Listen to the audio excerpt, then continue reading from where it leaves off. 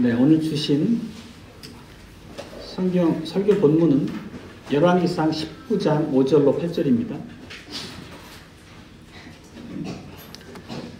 로뎀 나무 아래 누워 자더니 천사가 어루만지며 이르되 일어나서 먹으라 하는지라. 본즉 머리맡에 숯불에 구운 떡과 한 병 물이 있더라. 이에 먹고 마시고 다시 누웠더니 여호와의 사자가 또다시 와서 어루만지며 이르되 일어나서 먹으라. 내가 기를 이기지 못할까 하노라 하는지라. 이에 일어나 먹고 마시고 그 식물의 힘을 의지하여 40주 40야를 행하여 하나님의 산 호렙에 이르니라.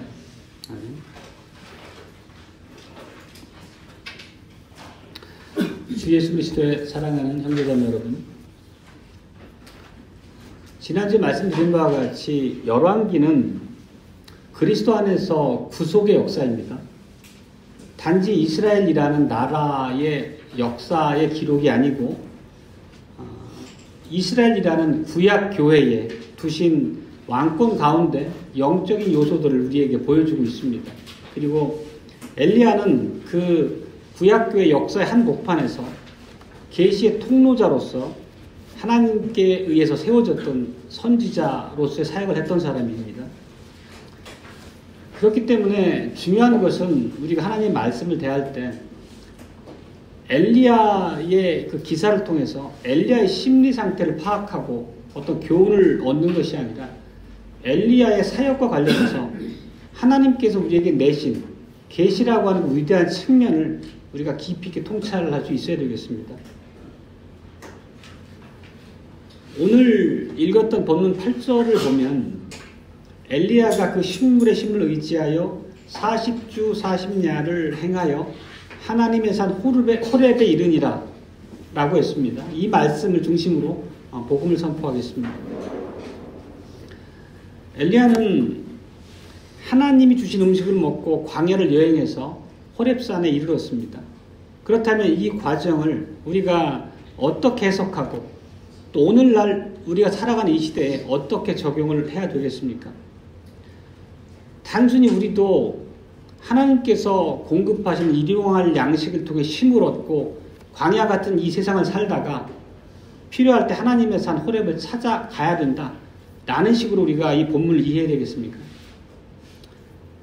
엘리야가 단순히 오늘 우리가 적용해야 될, 우리가 따라야 될 모범입니까? 아니면 이 안에 어떤 뜻을, 교훈을 담아서 우리에게 주신 하나님의 계시입니까? 당연히 후자겠죠. 우리가 단순히 엘리야의 이런 행적을 우리가 따라야 할 그냥 모범으로 무분별하게 일반화시켜버리면 하나님의 계시의 말씀을 통해 우리에게 주시고자 하는 그런 교훈이라고 하는 맥락이나 본의를 놓치게 됩니다. 하나님의 계시라면 의당 그 안에 우리를 위해 주시는 교훈이 있는 게 분명합니다. 다시 한번 말씀드리지만 엘리야의 광야 여정은 엘리야가 구약교회 이스라엘의 남은 자의 대표로서 출애굽의 여정을 반복하고 있는 것입니다. 이스라엘이 이전에 행했던 광야 생활의 그 과정을 재현하고 있는 것입니다. 그 단순한 반복이라면 아무 의미가 없습니다. 지금 엘리야는 하나님께서 맡겨주신 그 사역 안에서 하나님의 계시를 진전시키고 있는 것입니다. 언약의 백성 이스라엘이 언약 앞에 배교했을 때 그 언약의 갱신을 위한 그 과정을 수종들고 있는 것입니다. 우리는 당연히 오늘 본문에서 하나님의 계시가 어떻게 진전되어 가는지를 살필 수 있어야 되겠습니다. 오늘 설교의 제목은 이미 배포드린 바와 같이 호렙산을 향한 엘리야의 40주 40야 광야 여행입니다. 첫 번째 주제는 여호와 하나님의 주신 식물로 광야를 여행한 엘리야라는 내용입니다. 오늘 본문을 보면 특별히 엘리야에게 주시는 그 식물, 그 음식에 본문이 집중되어 있음을 봅니다. 하나님께서는 천사를 통해서 구운 떡과 한 병 물을 2번 엘리야에게 주었습니다. 그리고 우리 본문에 보면 이와 관련해서 뭔가 특별한 것이 있다는 내용을 함의하고 있습니다. 그 구절을 보면 엘리야가 그 식물의 힘을 의지하여 그 음식의 힘을 얻어 음식으로 힘을 얻어 밤낮으로 40일을 걸어 하나님의 산 호렙에 이르렀다 이렇게 얘기합니다. 우리가 이 말씀을 어떻게 이해해야 되겠습니까? 40주야를 걸어가는데 하나님이 천사를 통해 주셨던 이 두 번의 식사만으로 더 이상의 아무것도 먹지도 마시지도 않고 쉬지도 않고 호렙으로 바로 달려갔다. 이런 방식으로 이해될까요? 그리고 우리는 이 구절을 접하다 보면 우리가 모세가 여호와의 산에 올라가서 40일 동안 먹지도 마시지도 않았다는 그 신명기 출애굽기의 기사를 생각하고 우리도 모르게 자동적으로 그런 방향으로 생각할 가능성이 높습니다. 그리고 신약의 말씀에 보면 훗날 예수님께서도 광야에서 40일 동안 금식하면서 시험을 받았다라는 기사가 나옵니다. 엘리야도 모세나 예수님과 동일할 것으로 생각을 쉽게 해버립니다. 더욱이 변화산에서 예수님께서 모세와 엘리야를 만났던 그 기사를 우리가 익히 기억하고 있기 때문에 어느새 우리는 실제 동일한 맥락에서 엘리야의 상황을 이해하게 됩니다. 그렇지만 우리가 본문을 정확하게 살펴보면 우리가 주의할 부분이 있습니다. 모세의 경우나 그리스도의 경우에는 성경이 의도적으로 아무것도 먹지 않고 금식한 상황을 기록에 그대로 묘사를 합니다. 그렇지만 엘리야의 경우에는 엘리야가 40일 동안 아무것도 음식을 먹지 않았다. 이런 언급에 대한 게 이런 반응이 없습니다. 오히려 그 두 번의 식사를 통해서 음식의 힘을 의지해서 광야길을 행했다 이렇게 가르치고 있습니다. 그렇다고 하면은 엘리야가 이 광야 여행에서 주님께서 베푸셨던 이 기적적인 식사를 통해서 힘을 얻고 40주야의 그 정해진 행로를 따라갈 수 있는 힘을 얻었다 이렇게 보는 것이 타당할 것입니다. 다시 말씀드리면 엘리야에게 천사를 통해 베푸셨던 두 번의 식사를 통해서 하나님께서는 엘리야에게 뭔가 특별하고 비범한 하나님의 능력을 부여하셨다는 것을 우리가 이해할 수 있다는 뜻입니다. 그 식사는 엘리야가 맡겨진 사역을 감당하기에 충분할 만큼의 효력을 담아서 부여하셨다는 거죠. 그러니까 그 식사는 결코 우리가 날마다 먹는 우리 한 끼 식사와 같이 동일한 성격으로 이해할 수가 없다는 뜻입니다. 하나님의 특별한 능력이 특별한 방식으로 엘리야에게 임했다는 것을 알 수 있습니다. 실제 하나님께서 그 음식이라는 방편을 통해서 엘리야에게 힘을 회복시키길 원하셨기 때문에 엘리야에게 먹고 마시라고 명령하셨고 엘리야는 그대로 따라서 순종을 합니다. 그리고 그 음식을 통해 힘을 얻은 이후에 40주야 동안 광야를 여행합니다. 그 과정은 호렙에서 하나님을 대면하기 위한 그런 준비의 과정입니다. 우리가 여기서 하나 반드시 전제하고 들어가야 될 것은 우리가 지금 접하고 있는 이 기사의 현장은 구약이라는 것입니다. 그리스도 안에서 그 하나님의 구속이 성취되기 이전에 그림자 같은 시대로서 구약 시대라는 뜻입니다. 그렇다는 의미는 하나님께서 하나님의 그 무한하신 능력을 하나님께서 맡기신 사역자에게 부여하시는 방식이 다른 방식으로 역사할 수 있다는 의미입니다. 실제 엘리야가 메시아의 길을 예비하고 하나님께서 명령하신 바 그 길을 준비하기 위해서는 하나님의 능력 안에서만 가능한 길입니다. 하나님의 능력이 함께하지 않는다면 그 역시도 우리와 다를 바 없는 연약한 인간에 불과할 뿐입니다. 엘리야가 자기에게 맡겨진 그 사역을 감당하기 위해서는 즉 예수 그리스도께서 오실 그 길을 예비하는 선지자의 사역을 감당하기 위해서는 그리스도의 능력 안에서만 가능하다는 뜻입니다. 그 실제 그리스도께서도 훗날 오셨을 때 이 땅에 하나님 나라를 선포하고 주의 사역을 감당하는 그 공생애를 살아가셨습니다. 그때 성신의 능력 안에서 그 일을 감당했다는 것이 성경 안에 많은 그 반복되는 표현으로 우리에게 주어졌습니다. 실제 예수님께서는 공적 사역을 시작하시기 전에 요한에게 성령으로 기름 부음을 받았습니다. 세례를 받았다는 뜻입니다. 그리고 성신께 이끌림을 받아서 광야길로 가셨습니다. 그리고 성신의 능력 안에서 역시 40주야를 아무것도 드시지 않고 금식하면서 시험을 당하셨습니다. 그 이후에 사역의 기간을 보더라도 성신의 능력으로 귀신을 추방했다는 내용이 반복됩니다. 실제 요한복음 3장에 보면 하나님께서 성령을 예수 그리스도에게 한량 없이 부어주셨다는 묘사가 나옵니다. 이렇게 성신의 능력으로 예수님께서는 모든 맡겨진 사역을 감당했습니다. 그러니까 엘리야의 경우도 마찬가지고 예수님의 경우도 또 말씀드리는 것은 완전한 인간으로 오신 예수님께서도 맡겨진 그 직임을 감당하시는데 성신의 능력이 부여됨으로 가능했다는 얘기를 하고 있습니다. 궁극적으로 예수님께서는 성신을 힘입어 죽으시고 또 성신의 능력으로 다시 살아나시고 또 성신의 능력으로 40일 후에 하늘로 승천하셨습니다. 그리고 예수님이 하늘로 승천하신 이후에 우리가 잘 기억하는 것처럼 모든 육체에게 성신을 부어주셨습니다. 바로 오순절의 기사죠. 따라서 우리들도 성신의 능력 안에서 그리스도인으로서의 사역을 감당합니다. 우리에게 맡겨진 그리스도인으로서의 사역을 우리가 삼중직이라는 말로 흔히 표현합니다.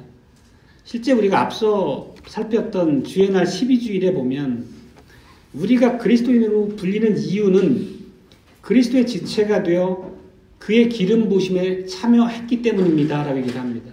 즉 우리가 성령으로 기름 부음 받았기 때문에 그리스도인으로 불리는 것이고 그 결과로서 우리에게 삼중직이라는 직분이 부여되어 있다는 얘기입니다. 잘 기억하시는 것처럼 삼중직이라고 하는 것은 우리가 선지자로서 예수 그리스도의 이름을 고백한다는 의미이고 우리가 또 제사장으로서 우리 자신을 하나님 앞에 감사의 산 제물로 드린다는 뜻입니다. 순종의 열매를 얘기합니다. 그리고 또 왕으로서 이 세상을 살아가는 동안에 죄와 사단과 싸우면서 우리가 자유롭고 선한 양심으로 하나님의 말씀 앞에 분투한다는 뜻입니다. 우리 모두는 이렇게 하나님의 은혜 안에서 성신의 능력 안에서 놀랍게도 은혜를 누리고 하나님의 명령 앞에 그 부여받은 바를 행할 수 있는 그리스도인이 되었습니다. 우리 스스로라면 아무것도 할 수 없는 그냥 연약한 한갓 인간에 불과할 뿐입니다. 그렇지만 성신께서 우리에게 함께 해주심으로 우리에게 맡겨진 이 삼중직을 우리가 열심히 수행하며 분투하며 살아갈 수 있는 거죠. 조금 더 설명을 해본다면 우리가 성신의 능력을 힘입음으로써만 선지자의 사역을 감당할 수 있습니다. 우리가 정말 신앙 고백으로 예수 그리스도로 현실을 가름할 수 있다는 거죠. 만약에 우리가 우리의 능력으로만 이 길을 간다고 하면 우리는 사실 온갖 근심, 걱정, 염려에 사로잡힐 것입니다. 항상 세상이 커 보일 것이고 세상 앞에 짓눌릴 것입니다. 하나님의 능력으로서만 우리가 신앙 고백으로 우리 앞에 부여된 현실을 가름할 수 있다는 뜻입니다. 제사장직 역시도 마찬가지입니다. 우리가 우리 자신을 감사의 산제물로 드린다는 것은 역시 성신의 능력으로서만 가능합니다. 인간은 생리적으로, 기질적으로 자기중심적입니다. 매우 계산적입니다. 그렇다면 이런 우리가 성령을 힘입지 않고 어떻게 형제를 내 몸처럼 섬길 수 있겠습니까? 또 누군가가 나에게 반대되고 나를 비판하는 잘못된 관점으로 나에게 부정적으로 반응해 올 때 그럼에도 내가 인내하면서 그 사람을 사랑할 수 있는 것 자체도 우리의 타고난 기질은 불가능합니다. 우리가 제사장으로 감사의 산제물로 나를 드린다는 건 역시도 하나님의 은혜 안에서만 가능하다는 뜻입니다. 왕직 역시 마찬가지입니다. 우리가 살아가는 세상은 그냥 구조적인 이 부정의가 판치는 세상입니다. 온갖 불의, 비리, 악이 편만한 세상입니다. 이런 세상을 대면하면서 우리가 그 이면에 있는 본질이 죄이고 그 배후에 마귀가 있다라고 하는 신앙 고백이 있을 때에만 우리가 바로 선한 양심을 유지하면서 우리 앞에 놓여진 수많은 죄의 유혹 앞에서 이겨낼 수 있다는 거죠. 결국 하나님께서 구약에 두셨던 수많은 위대한 선지자들의 사역뿐만 아니라 오늘 우리 역시도 한갓 인간일 뿐이고 하나님의 은혜가 함께할 때 성령의 능력으로 우리를 붙잡아 하나님이 주신 사명을 감당하게 할 때만 우리가 그 길을 갈 수 있다는 뜻입니다. 엘리야의 경우도 마찬가지겠죠. 이 음식이라는 방편을 통해서 능력을 공급하신 하나님의 은혜 안에서만 광야 40일의 여행을 거쳐서 호렙에 도착했고 맡겨진 사역을 끝까지 완수할 수 있었을 것입니다. 이 둘째 주제는 40주야 광야 여행으로 호렙산에 이른 엘리야라는 주제입니다. 엘리야는 잠과 하나님께서 주신 식사를 통해서 힘을 회복한 다음에 호렙산을 향해서 여행길을 계속 이어갑니다. 그런데 여기 보면 조금 의아스러운 부분이 있습니다. 엘리야가 광야를 40주야 여행했다는 것이 사실 납득할 수 없는 부분입니다. 왜냐하면 지금 엘리야가 있는 위치에서 호렙산까지 그렇게 먼 길이 아니기 때문입니다. 실제 40일이라는 길은 터무니없이 긴 기간이 걸렸다는 뜻입니다. 실제 우리가 신명기 1장에 보면 이스라엘 백성들이 이제 시내산, 호렙산을 출발해서 세일산을 지나 가데스 바네아까지 여행길을 이제 이동을 합니다. 근데 그 길이 10하루가 걸렸다고 얘기를 합니다. 똑같은 길을 지금 엘리야가 행하고 있는 것입니다. 근데 당시 이스라엘 백성들은 남자 장정만 60만이었습니다. 그렇다면 여자들과 자녀들까지 고려하면 성경 기록으로도 최소한 200만을 훌쩍 넘어질 거로 예상을 합니다. 엄청난 대군이죠. 게다가 수많은 가축까지 끌고 가는 여정이었음에도 불구하고 10하루밖에 안 걸렸다는 거죠. 근데 지금 그 동일한 길을 엘리야가 행하고 있습니다. 근데 혼자 이동했다고 하면 사실 훨씬 더 짧은 기간 호렙까지 도착하는 것이 마땅합니다. 그렇다면 우리가 이해할 수 있는 것은 40주를 여행했다는 것은 그냥 곧바로 그 길을 직선 코스를 따라 갔다는 것이 아니라 방황했다는 것을 볼 수 있습니다. 어떤 의미 있는 방황이었겠죠. 엘리야가 이 40이라는 의미, 그 숫자의 중요성을 알고 의도적으로 방황했을 수도 있고 하나님께서 엘리야에게 어떠한 의도적인 교훈을 주시기 위해서 방황하도록 인도했을 수도 있습니다. 둘 다 했을 수도 있고요. 우리가 여기서 매우 중요한 관점은 이 40주야 여정이 매우 의도적이었다는 것입니다. 상징적인 의미를 담고 있었다는 것입니다. 그렇다면 이 사건은 우리가 반드시 하나님의 계시로서 해석해야만 우리가 이해될 수 있습니다. 엘리야의 행동을 통한 하나님의 계시라고 봐야 마땅합니다. 실제 40이라는 숫자는 성경에서 엄청나게 자주 나오는 숫자입니다.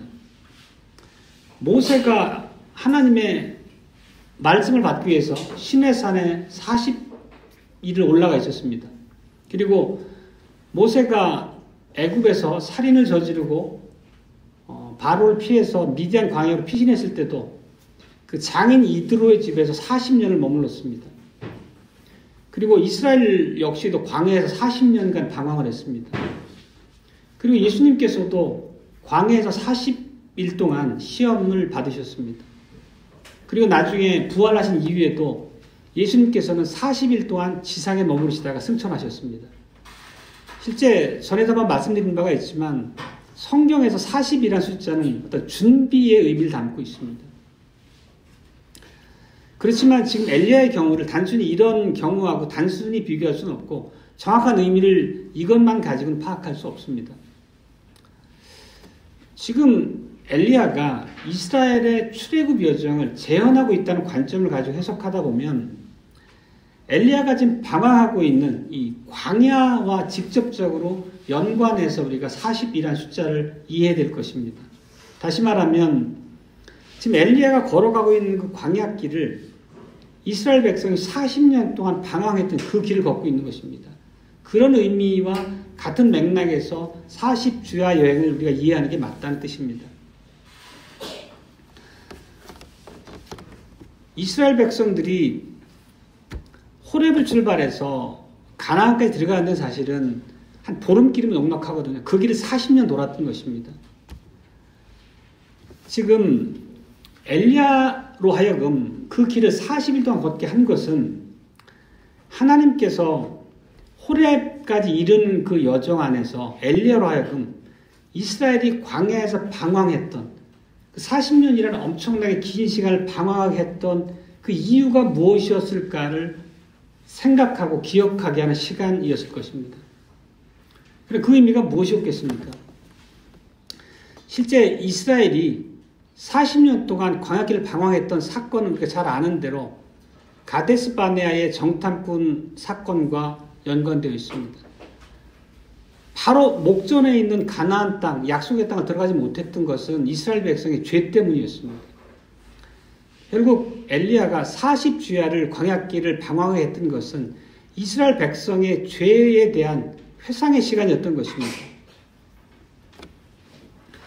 정말로 이스라엘 백성의 죄가 무엇이었을까? 얼마나 심각했을까?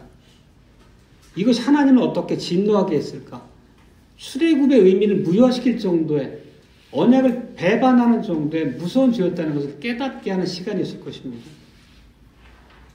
하나님께서는 이렇게 40년 동안 이스라엘을 고난 가운데 두셨던 것은 그들의 죄 때문이었고 철저하게 지난번에 설교 때 말씀드린 바와 같이 가나안 땅이라고 하는 전혀 다른 환경의 약속의 땅으로 들어가기 전에 오로지 하나님을 의지함으로써만 내가 살 수 있다는 언약 백성의 본분, 정체성에 대한 걸 교훈하는 시간이었다고 배운 바 있습니다. 그렇지만 이스라엘 백성들은 전혀 그렇지 못했습니다. 시편 95편 10절에 보면 이렇게 묘사합니다. 내가 40년을 그 세대로 인하여 근심하여 이르기를 저희는 마음이 미혹된 백성이라 내 도를 알지 못한다 하였도다. 그렇습니다. 이 묘사대로 이스라엘 백성들은 마음으로 방황했고 반복해서 불평했고 하나님의 방법을 전혀 깨닫지 못했습니다. 하나님께서는 그들 대부분을 기뻐하지 않으셨습니다. 그래서 1세대는 광야에서 멸망받은 것을 우리가 잘 기억합니다. 그렇다면 하나님께서 엘리야로 하여금 이 호렙까지 40일을 여행하게 하신 것은 자기 조상들의 그 무덤을 통과하여 가도록 인도하신 길로 이해할 수 있을 것입니다. 아마 한 걸음 한 걸음 내딜 때마다 자기 조상들의 죄를 생각했을 것이고 그 죄에 대해서 하나님이 어떻게 진노하셨는지를 생각했을 것입니다. 광야에는 수많은 돌무더기가 있을 것입니다. 대부분 그것이 무덤이었을 것입니다. 엘리야는 그냥 무작정 40일을 걸은 것이 아니라 눈에 보이고 발에 밟히는 수많은 무덤이 있는 길을 걸어갔던 것입니다. 똑같은 경험을 모세가 먼저 했죠. 실제 모세가 출애굽한 백성을 이끌고 광야 여정을 수행을 할 때 그들은 끝없이 주님을 원망하고 비평했습니다. 끝없이 애굽의 삶을 동경했습니다. 애굽의 부추, 파, 마늘, 고기를 달라고 아우성이었습니다. 그들의 완악함에 대해서 하나님의 맹렬한 진노가 임했습니다. 실제 그래서 1세대 모든 백성들이 광야에서 40년 행로에서 다 죽습니다. 하나님의 심판으로 죽은 거죠. 실제 남자가 60만이고 출애굽 당시에 1세대 성인들이라고 하면 적어도 100만, 150만은 됐을 것입니다. 그럼 40년 하루하루 계산해봐도 날마다 70명, 100명씩 죽어나가는 것입니다. 날마다 장례식이 있었겠죠. 그러니까 모세가 함께했던 40년의 여정은 그런 여정이었던 것입니다.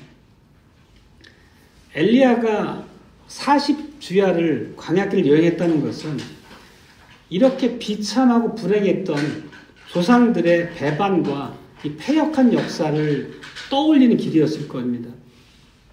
그러면서 정말 내 조상, 우리 민족의 죄가 이렇게 무섭구나. 하나님이 죄 앞에 얼마나 철저하게 진노하시는지를 깨닫는 시간이었을 것입니다. 아마 엘리야는 그 죄에 대한 두려움, 죄의 심각함을 마음에 깊이 새기는 시간이었을 것입니다. 그리고 당대 자기가 선지자 사역을 통해서 절망적으로 접했던 현재 이스라엘 백성들의 신앙적 상태, 죄로 일관하는 언약을 배반한 그들의 삶과도 아마 겹쳐서 느껴졌을 것입니다. 그러면서 하나님 앞에 기도하며 걷는 길이기도 했을 것입니다. 만약에 엘리야에게 이렇게 자기가 선지자 사역의 와중에 수많은 그 완악하고 이 우상을, 이방의 신을 숭배하면서 그 죄로 점철했던 그들의 그 완악함을 깊이 있게 돌아보고 실감나게 대면할 수 있는 곳이 어디였겠습니까? 아마 그것은 조상들이 40년 동안 방황했던 그 광야 여정을 다시 밟아가는 길이었을 것입니다. 그렇지만 이 광야길은 이 백성들의 완악함이 엘리야에게 각인되는 그런 시간이 전부가 아니었습니다. 그것은 엘리야에게 또 다른 놀라운 위로를 주는 시간이기도 했습니다. 왜냐하면 그들이 그렇게 패역했음에도 불구하고 하나님께서는 그들을 가나안으로 이끄셨고 보존해 오셨기 때문입니다. 결국 이 여행과 엘리야가 40일의 여행은 이스라엘 그 선조들의 죄를 깨닫게 하는 시간이기도 했지만 하나님이 얼마나 신실하신 분인가를 깊이 깨닫는 시간이기도 했을 것입니다. 이스라엘 백성들이 끝없이 반복해서 하나님을 진노케 했고 하나님 앞 패역을 범했음에도 불구하고 하나님께서 끝없이 인내하시고 참으셨다는 것을 보는 그런 발걸음이 됐을 겁니다. 앞서 말씀드린 것처럼 하나님께서는 이스라엘 백성들 대부분을 기뻐하지 않으셨습니다. 1세대가 대부분 하나님의 치심을 받아 죽었죠.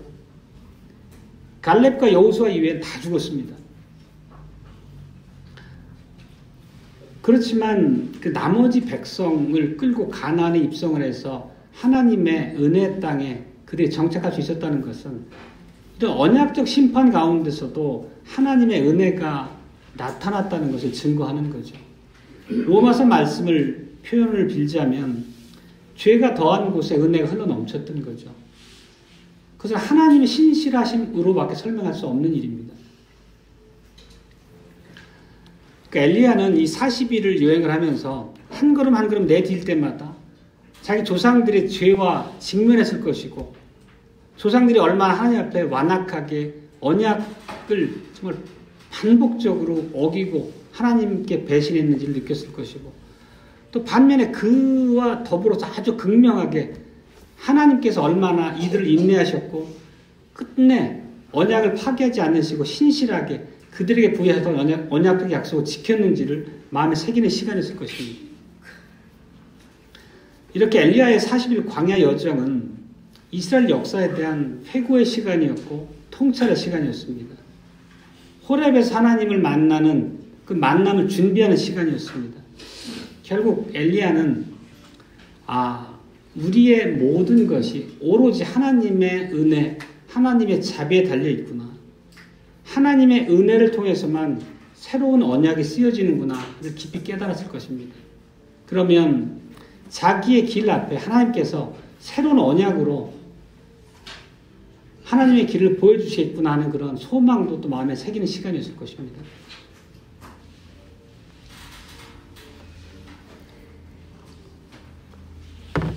실제 이렇게 40주야를 방황하는 동안에 엘리야에게 기억하게 하신 하나님의 그 뜻이 이렇게 놀랍다는 것입니다.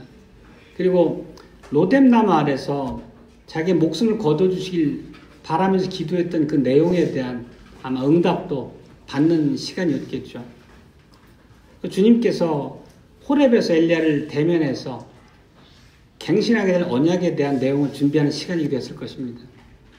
이렇게 엘리야는 그 40일의 여정을 통해서 하나님의 기뻐하신 뜻에 따른 선택이라고 하는 하나님의 주권에 대해서도 다시 한번 마음에 새기는 시간이 되어야 했을 것입니다. 이 하나님의 은혜의 사역이라는 것은 오로지 주님의 선택과 그분의 언약 안에 확고하게 달린 문제라는 거죠. 그 얘기는 하나님의 신실하심 대면에 받기 때문에 여호와 하나님 안에서 궁극적인 승리가 언약 백성들에게 보장돼 있다는 확신을 갖는 시간이기도 했을 것입니다. 성도 여러분, 우리들의 존재 근거 역시도 결코 우리에게 1.1획도 있지 않습니다. 여호와 하나님의 선하신 뜻, 하나님의 기뻐하시는 뜻, 궁극적으로 예수 그리스도의 선하시고 기뻐하시는 뜻만이 우리가 존재하는 유일한 근거입니다. 우리 구원의 보장이라는 거죠. 우리가 날마다 불신실하고 날마다 하나님의 뜻을 거슬러 살지만 하나님이 그럼에도 불구하고 신실하시다는 것은 하나님께서 가지고 계신 하나님의 선하시고 기뻐하시는 뜻을 우리 안에 이루시기를 원하시기 때문이라는 것입니다. 결코 그 어떤 것도 우리 안에 근거가 있지 않습니다. 우리가 얼마나 죄악된지, 그렇기 때문에 하나님의 구속이 얼마나 놀라운지 우리가 날마다 생각하고 묵상하면서 새게 된 교훈입니다. 그리고 이 하나님은 우리가 하나님의 선택, 하나님의 주권을 철저하게 믿는 우리들에게는 우리가 또 고백하는 바가 있죠. 하나님께서는 태초부터 세말의 때까지 세상을 만드시고 세상을 종말에 예수님의 재림의 때까지 끝까지 당신의 택한 백성을 교회로 부르실 거라는 약속을 우리가 믿습니다. 그리고 그리스도께서는 영원한 왕이시기 때문에 결코 자기 백성이 없이는 계실 수 없는 분이라는 것을 우리가 벨직신앙 고백 27항에서도 고백한 바 있습니다. 이렇게 그리스도를 통해서만, 그리고 하나님의 영원한 기뻐하심이라고 하는 그것 때문에만 우리 안에 시작하신 하나님의 은혜로운 사역이 끝까지 지속될 수 있는 것입니다. 하나님의 놀라운 은혜죠. 이제 마지막 주제는 하나님의 산 호렙 아래 도착한 엘리야라는 주제입니다. 오늘 이제 마지막 주제입니다. 40주야 여행을 거쳐서 이제 하나님의 산 호렙에 도착했습니다. 근데 우리가 이런 질문을 해볼 수 있겠습니다. 엘리야는 왜 굳이 호렙을 가야 했을까? 물론 오늘 본문에서는 여기에 대한 명시적인 답이 있지는 않습니다. 그렇지만 엘리야가 호렙산에서 행했던 바는 언약 백성의 배교에 대해서 하나님 앞에 기소하는 자리였습니다. 그렇다고 하면 그러한 관점에서 왜 호렙을 향했을까를 우리가 추측할 수 있을 것입니다. 오늘 읽었던 열왕기상 19장 10절을 보면 엘리야 기소의 내용에 이런 것이 담겨 있습니다. 이스라엘이 언약을 버렸고 자기만 혼자 남았고 자신의 생명도 위험하다는 것입니다. 이런 말에 담긴 의미는 그러니까 이스라엘이 배교했습니다. 이제 하나님의 선지자로 사역하는 저에게는 이 가나안 땅이 이미 닫혀버렸습니다. 또 유다 역시도 배교로 떨어지는 이런 와중에 자기에게는 더 이상 가나안 땅이 안전하지 않습니다. 라는 의미를 담고 있는 기소문입니다. 결국 가나안 땅에서의 저를 통한 하나님의 사역은 이제 모두 다 끝나는 것 같습니다. 이런 현실 인식인 거죠. 엘리야에게는. 그러면 이런 상황에서 엘리야가 하나님 앞에 이 언약 백성의 배교에 대해 기소를 할 것은 어디였겠습니까? 아마 가장 적합했던 곳은 가장 처음 언약이 맺어졌던 호렙산일 것입니다. 그래서 하나님께서 엘리야를 맨 처음 언약이 맺어졌던 시내산으로 호렙으로 부르신 것입니다. 출애굽을 무효했고 하나님의 언약을 철저하게 짓밟았던 그 백성들에 대한 죄를 기소하기에는 그곳이 유일한 장소였다고 하나님이 엘리야에게 말씀하셨을 것입니다. 이렇게 모든 일은 그냥 원점으로 돌아가 버렸습니다.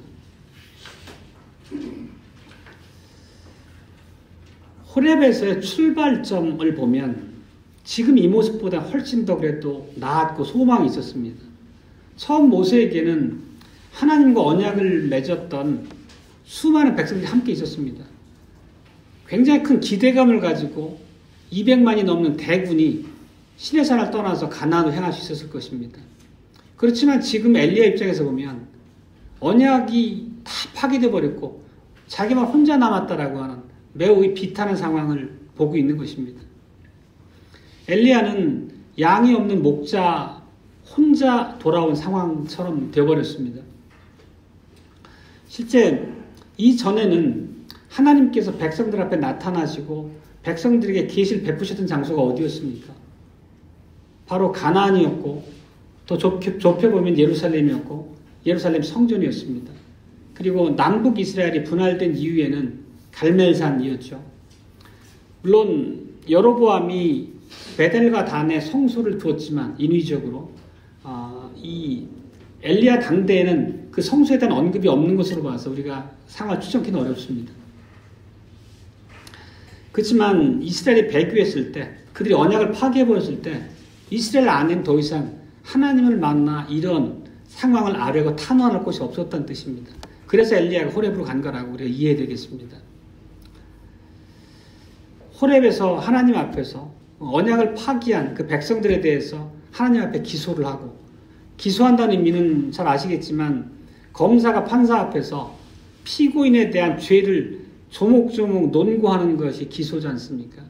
결국은 대심판장이신 하나님 앞에서 언약 백성들의 죄를 아른다는 의미로서 기소라는 표현을 썼습니다. 그리고 하나님을 만나서 언약을 새롭게 세우는, 갱신해야 되는 그 자리였습니다. 우리 이 당대 이미지를 보면 이런 이미지를 떠올릴 수 있겠습니다. 이 당대에서는 이 백성들이 산당이나 아니면 하나님의 산이나 어떤 특별하게 지정된 장소로 하나님을 만나기 위해서 나가야 됐습니다. 우리는 그런 이제 수많은 순례 행렬을 떠올릴 수 있습니다.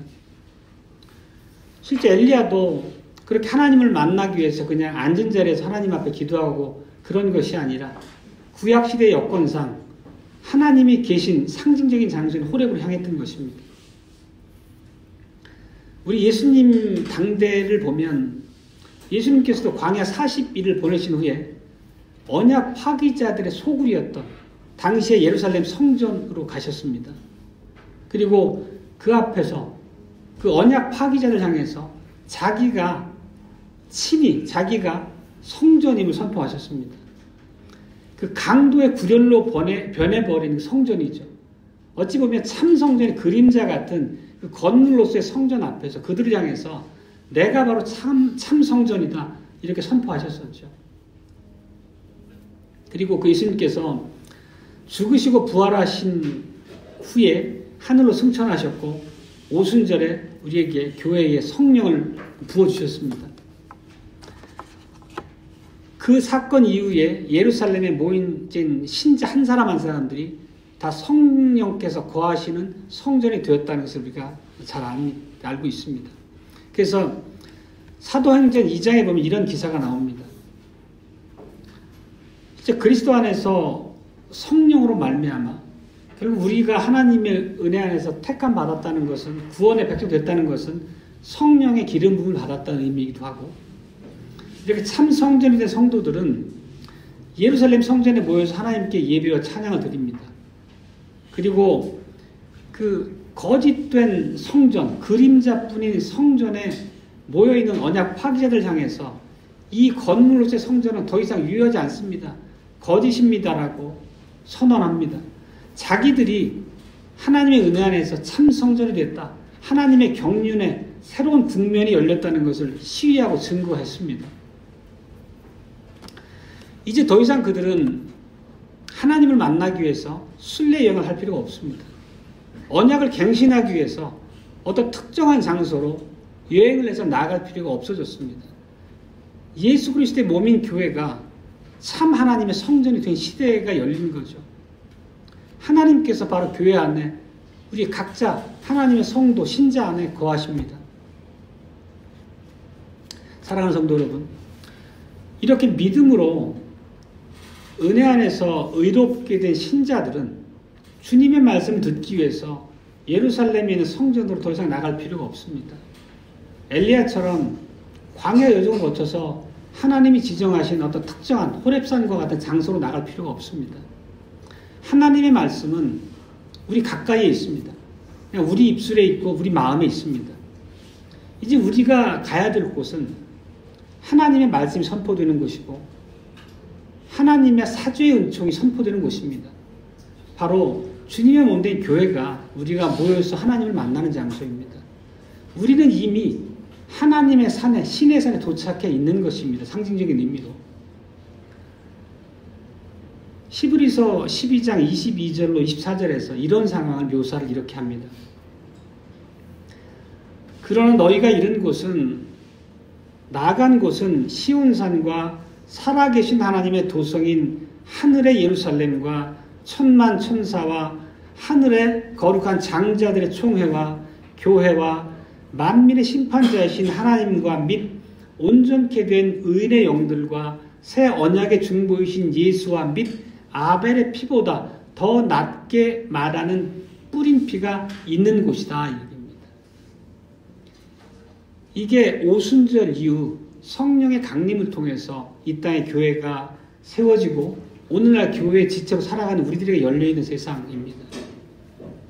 우리는 이미 하나님의 산에 나와 있는 것입니다. 하나님의 산에서 하나님께서 우리에게 말씀하십니다. 이 자리를 얘기하는 것입니다. 우리가 또 하나님께 말씀을 드립니다. 이렇게 쌍방의 언약적 교제가 이루어지고 있습니다. 우리 매주 하나님께 드린 이 예배를 통해서 하나님을 향한 언약 백성과의 언약적 갱신이 이루어지는 현장입니다. 이것은 참으로 오늘 우리가 살폈던 구약의 그런 기사에 비기에 보면 놀라운 기적입니다. 놀라운 부유함입니다. 만약에 우리가 이같이 큰 구원을 등한히 여긴다면 히브리서 2장의 표현대로 어찌 하나님의 보응을 피할 수 있겠습니까? 우리가 만약에 이미 성취된 예수님 안에서 성취된 구속과 언약을 우리가 의지하고 바르게 서지 않는다면 성취된 이 시대를 살아가면서도 아직도 구약적인 잔재를 붙들고 적용하기를 원한다면 그것은 하나님을 거슬러 행하는 일입니다. 우리는 하나님께서 이 교회를 통해서 베풀어 주시는 이 풍성한 언약의 복을 누릴 수 있도록 하셨습니다. 하나님께서 이 교회를 통해서 우리에게 주신 이 놀라운 복이 어떤 것인지를 깊이 깨닫기를 바랍니다. 하나님께서는 이 거룩한 교회 가운데서 교회는 바로 하나님의 영광의 기업입니다. 아름다운 성도의 교제를 통해서 하나님의 영광을 우리가 드러내며 살길 바라십니다.